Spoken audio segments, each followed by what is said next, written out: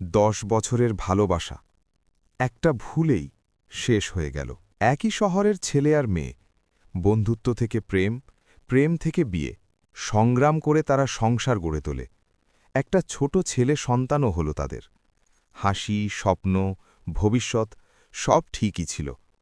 কিন্তু সময়ের সাথে ছেলেটার জীবনে ঢুকে পড়ল অন্য একজন। স্ত্রী একদিন জানতে পারল তার স্বামী অন্য কারো সাথে সম্পর্কে জড়িয়েছে।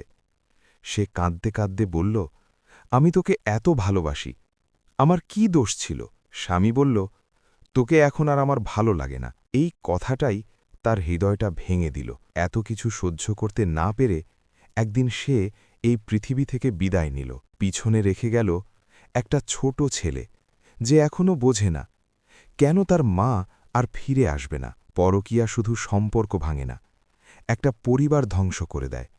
আর একটা ভুল সিদ্ধান্ত আরও অনেক জীবন অন্ধকার করে দেয়। কষ্ট হলে কথা বলো, চুপ থেকো না।